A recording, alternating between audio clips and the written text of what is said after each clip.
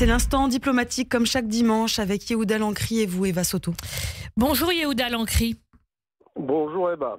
Merci d'être avec nous en direct comme chaque dimanche matin pour cet instant diplomatique. Je rappelle que vous êtes ancien ambassadeur d'Israël en France et à l'ONU. Alors ça fait maintenant 450 jours que les otages sont détenus par le Hamas dans la bande de Gaza. 450 jours avec des espérances déçues, avec de nouvelles manifestations hier et les pourparlers en vue de la libération des otages qui sont toujours dans l'impasse. Pourquoi ? Nous sommes, comme vous le dites, dans l'impasse parce que nous avons affaire notamment à un négociateur, le Hamas génocidaire, qui s'avère retors, pervers, versatile, comme il a toujours été. Sans évoquer les difficultés inhérentes au gouvernement israélien, et elles existent, ces difficultés, car on sait que l'aile radicale nationaliste de ce gouvernement s'oppose à toute trêve ou à toute fin des hostilités avec le Hamas, ce qui rend la mission de libération des otages quasiment impossible, parce qu'il faut dire que c'est intimement lié. Pour obtenir la libération des otages, il faut savoir clore le chapitre guerre à Gaza et se projeter vers une dynamique de dialogue, aussi bien avec le Hamas pour libérer les otages, tous les otages, et essayer de susciter un nouvel ordre politique à Gaza avec une autre tutelle. On ne peut pas faire l'impasse sur l'autorité palestinienne, c'est probablement l'ingrédient naturel pour relever le Hamas, diminuer son influence, l'amoindrir et arriver vers un nouvel horizon.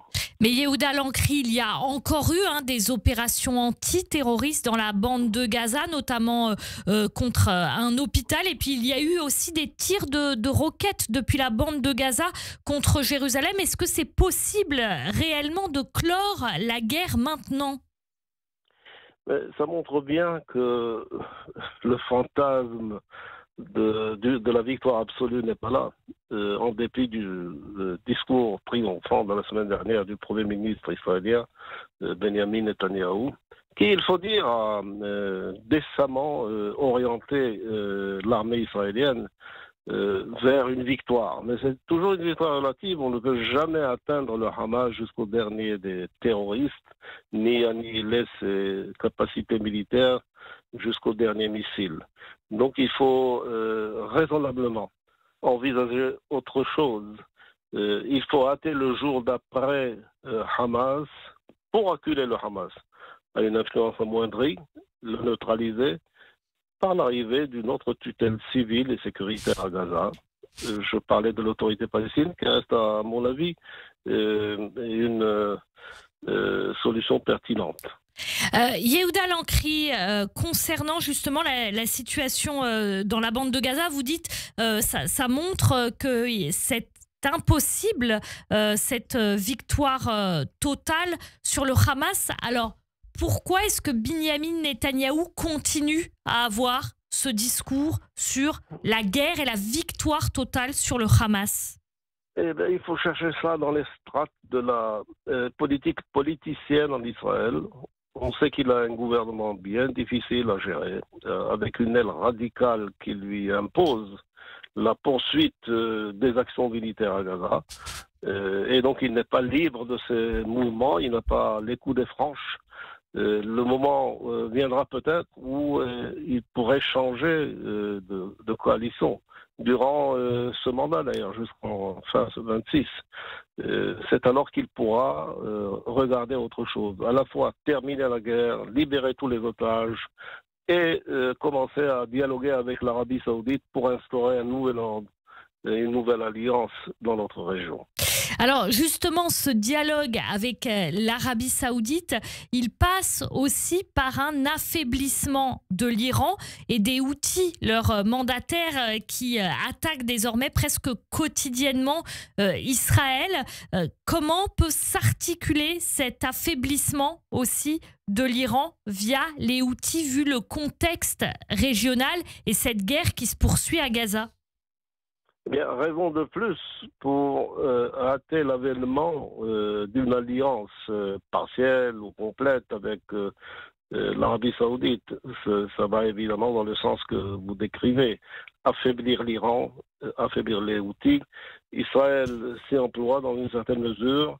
Il faudrait que la coalition internationale dont on a les premiers éléments, comme les États-Unis et la Grande-Bretagne, qui bombardent de temps en temps les Houthis, puissent s'organiser plus efficacement et faire plier les Houthis et menacer l'Iran aussi, dont l'obsession d'éradiquer Israël est toujours présente, des mesures à prendre si l'Iran devait persister dans cette direction. Yehuda Lankri, concernant les Palestiniens, tout à l'heure vous avez dit la solution pour la bande de Gaza, c'est de transmettre en quelque sorte les clés à l'autorité palestinienne. Est-ce que des craintes par rapport à l'autorité palestinienne ne sont pas justifiées aussi? On se souvient de l'époque des Tanzim où il y avait aussi le Fatah qui commettait des attentats contre Israël. Il y a beaucoup de craintes, beaucoup de soucis, beaucoup d'interrogations sur la capacité intrinsèque de l'autorité palestinienne à gérer la situation à Gaza, c'est certain. Mais il n'y a pas d'autre alternative. Il faut essayer de renforcer cette autorité palestinienne sous un nouveau leadership. Le président Mahmoud Abbas a fait son temps. Il faut qu'il cède la place à d'autres. Et ces autres existent. J'en connais personnellement certains, comme l'ancien ambassadeur de l'autorité palestinienne aux Nations Unies, Nasser El-Kidwa et ses compagnons, qui font d'ailleurs une équipée assez remarquable avec l'ancien Premier ministre Ehud Olmert, en voyageant un peu partout dans le monde, contactant des leaders pour essayer de trouver des soutiens pour le jour d'après à l'autorité palestinienne. Je pense que c'est un risque à prendre, car nous n'avons pas d'autre choix. Pourquoi est-ce qu'il n'y a pas d'autre choix, Yehuda Lankri? On entend toujours ça, il n'y a pas d'autre choix. Pourquoi il n'y en a pas d'autre? Eh bien, parce que faire le constat d'un Israël qui va perdurer à Gaza, dans la stagnation, dans l'immobilisme, avec certains fantasmes aussi qui se renouvellent du côté de l'aile radicale, qui souhaite réimplanter des Israéliens avec des implantations à Gaza. C'est un risque majeur. On constate aussi que les pays arabes ne sont pas là pour essayer de prendre le relais, ni d'ailleurs des États membres de la communauté internationale. Donc le plus pratique, c'est de faire appel à une autorité palestinienne revigorée, renouvelée, pour essayer d'obtenir un coefficient raisonnable de sécurité et de stabilité. Vous parliez tout à l'heure des initiatives de Ehud Olmert, l'ancien Premier ministre israélien, et Nasser Al-Kidwa, et vous disiez que c'était une des solutions valides, mais pourquoi est-ce que ce ne serait pas une bonne chose, par exemple, de réimplanter des Israéliens dans la bande de Gaza? Nous n'avons rien à faire à Gaza. Ça a été d'ailleurs déclaré lors des objectifs de la guerre tracés par Benjamin Netanyahu lui-même, en disant qu'Israël n'allait pas se réinstaller à Gaza. Certes, il laisse dire et il laisse faire ces ministres de la droite nationaliste avec leurs activistes pour ne pas mettre en péril sa coalition, mais nous n'avons rien à faire dans la bande de Gaza. Nous nous sommes retirés de cette bande de Gaza, d'ailleurs qui n'a pas été exigé par les Égyptiens lorsque nous avons conclu le traité de paix avec l'Égypte. Ils n'en voulaient pas. C'est une forme de cadeau empoisonné qu'ils ont fait à Israël.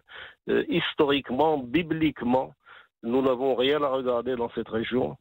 Il faut simplement s'assurer que les éléments sécuritaires sont là et céder la bande de Gaza aux Palestiniens. Ça leur appartient, c'est leur droit. Yehuda Lankri, céder la bande de Gaza aux Palestiniens. Aujourd'hui, est-ce le moment alors que le Hamas semble quand même assez populaire, hein, d'ailleurs y compris en Judée-Samarie?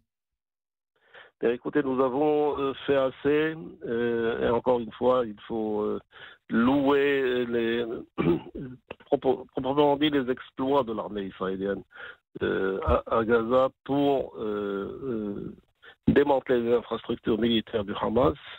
Nous n'avons pas complètement réussi à le déraciner sur le plan de l'administration civile. Mais c'est pour ça que le jour d'après est un jour important et qu'il faut faire appel à une autre tutelle civile et sécuritaire. Merci beaucoup Yehuda Lankri pour ce point diplomatique. On vous retrouve la semaine prochaine.